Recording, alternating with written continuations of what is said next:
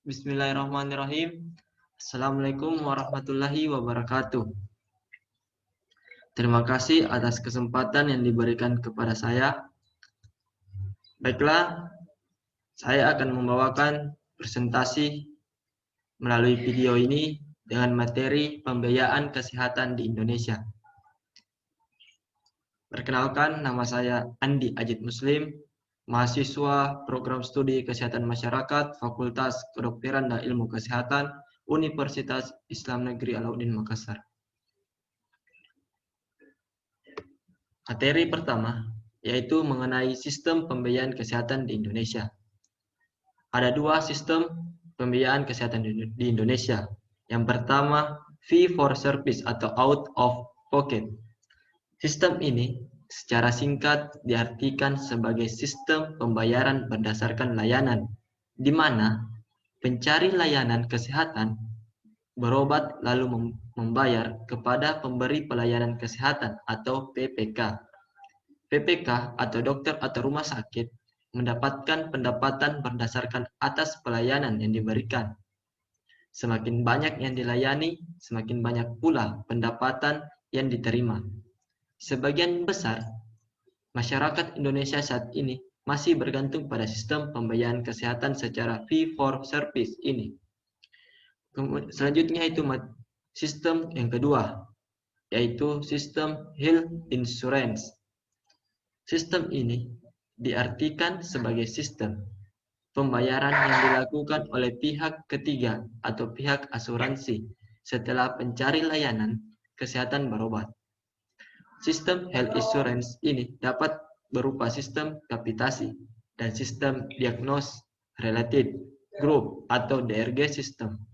Sistem kapitasi merupakan metode pembayaran untuk jasa pelayanan kesehatan di mana PPK menerima sejumlah tetap penghasilan per peserta untuk pelayanan yang telah ditentukan per periode waktu. Selanjutnya yaitu materi kedua mengenai hak atas kesehatan dan pengaturannya di Indonesia. Dari materi ini ada dua pokok pembahasan. Yang pertama, hak atas kesehatan merupakan hak yang bersifat fundamental yang harus dijamin pemenuhannya oleh negara. Di Indonesia, negara kita ini, jaminan terhadap pemenuhan hak atas kesehatan warga negara tidak hanya diatur dalam undang-undang, tetapi juga diatur dalam konstitusi, yaitu atau Undang-Undang 1945. Ini menegaskan bahwa hak atas kesehatan merupakan hak konstitusional atau constitutional right bagi setiap warga negara.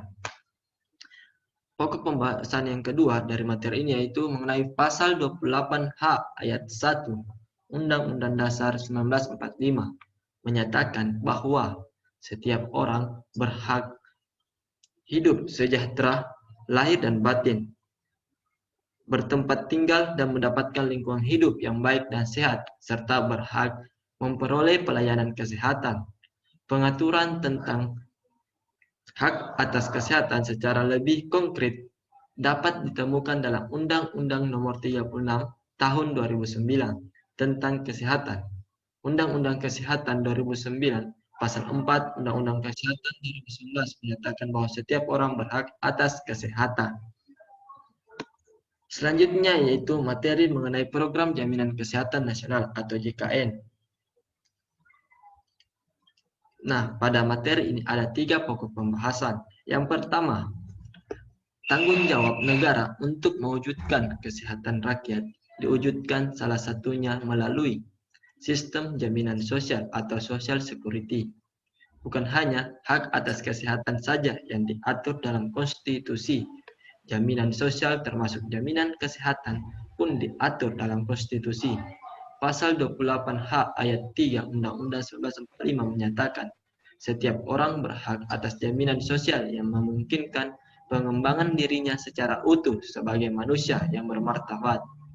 Terkait hal ini, negara mengembangkan sistem jaminan sosial bagi seluruh rakyat sebagaimana ditegaskan dalam pasal 34 ayat 2 Undang-Undang Dasar 1945. Kemudian yang kedua, yaitu pengaturan tentang jaminan sosial, diatur lebih lanjut dalam Undang-Undang Nomor 40 Tahun 2004 tentang Sistem Jaminan Sosial Nasional, Undang-Undang SJSN 2004. Sistem Jaminan Sosial Nasional bertujuan untuk memberikan jaminan terpenuhinya kebutuhan dasar hidup yang layak bagi setiap peserta dan atau anggota keluarganya. Jaminan sosial sebagaimana diatur dalam pasal 18 Undang-Undang SJSN 2004 meliputi 1. Jaminan kesehatan, 2. Jaminan kecelakaan kerja, 3. Jaminan dari tua, 4. Jaminan pensiun, dan 5. Jaminan kematian. Selanjutnya yang ketiga itu, jaminan kesehatan diselenggarakan dengan tujuan menjamin agar peserta memperoleh manfaat pemeliharaan kesehatan dan perlindungan dalam memenuhi kebutuhan dasar peserta, memperoleh manfaat pelayanan kesehatan dan santunan uang tunai apabila seorang pekerja mengalami kecelakaan kerja atau menderita penyakit akibat kerja. Nah, dari ketiga pokok pembahasan tadi atau ketiga materi tadi, dapat saya simpulkan bahwa sistem pembiayaan kesehatan di Indonesia yang berlaku saat ini adalah Jaminan Kesehatan Nasional yang dimulai pada tahun 2014 yang secara bertahap menuju ke Universal Health Coverage. Kemudian tujuan Jaminan Kesehatan Nasional secara umum yaitu mempermudah masyarakat untuk mengakses pelayanan kesehatan dan mendapatkan pelayanan kesehatan yang bermutu. Perubahan pembiayaan menuju ke universal coverage merupakan hal yang baik namun mempunyai dampak dan risiko sampingan. Nah, terima kasih untuk waktu yang telah diberikan kepada saya.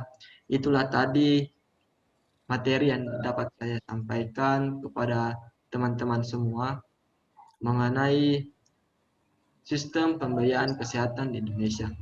Semoga apa yang saya jelaskan tadi atau apa yang saya paparkan tadi melalui video ini, teman-teman dapat mengambil suatu ilmu dari apa yang saya jelaskan ini. Lebih dan kurangnya mohon dimaafkan dan sampai jumpa lagi kepada teman-teman di luar sana. Saya kiri, Assalamualaikum warahmatullahi wabarakatuh. Salam kesehatan dan tetap jaga jarak.